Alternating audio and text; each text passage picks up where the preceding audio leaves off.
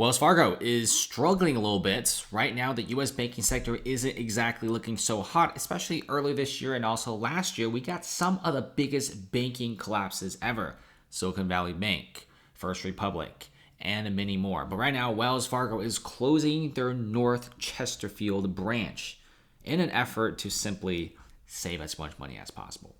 Now, earlier we talked about Charles Schwab and how they laid off 2,200 workers.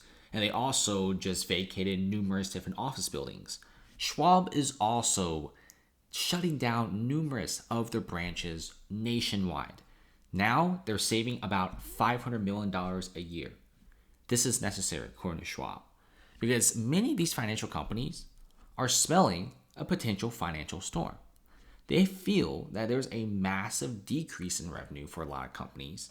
Growth for several companies are slowing.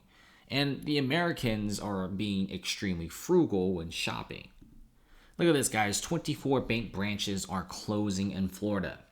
Bank of America, Wells Fargo, PNC, and many more. A lot of these branches are in very populated areas, and many of them have very high rents. Look at the amount of bank closures for Wells Fargo.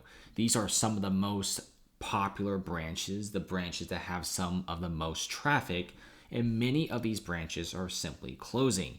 But we don't want to just talk about Wells Fargo. Same thing is happening with Bank of America and PNC. But you clearly see that BofA and Wells Fargo are going to be the main guys that are closing a bunch of their branches. And look at this, guys. Wells Fargo layoffs are also happening. If you look at Wells Fargo, they are shedding hundreds of jobs in recent rounds of layoffs around the country. And it's not just Wells Fargo, guys. Some of the biggest tech companies are doing the same thing.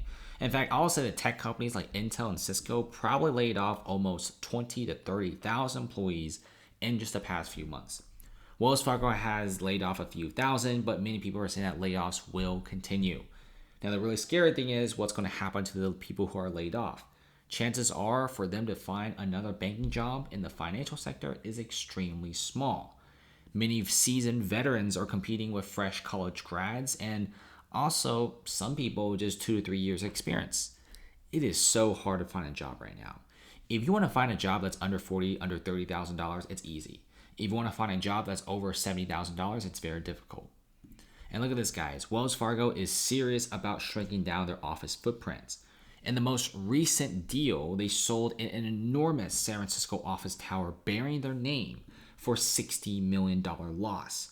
It's a 13-story skyscraper, and Wells Fargo had to sell it for a 50% discount.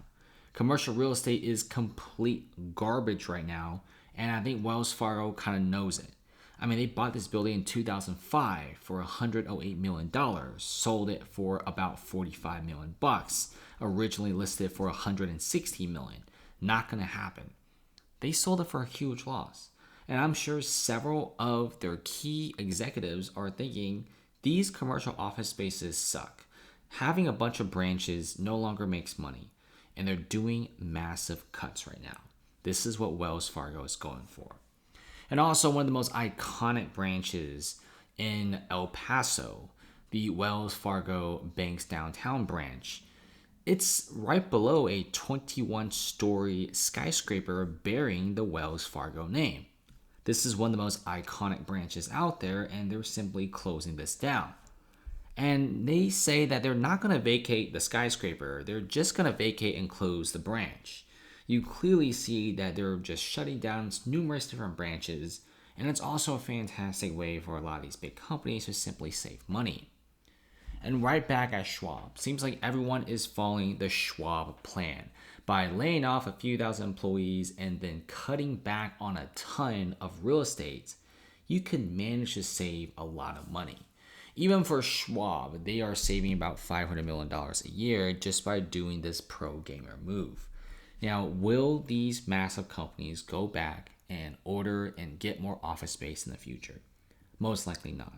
Remote work is also kind of here to stay, and this is also one of the reasons why so many of these banks are closing branches.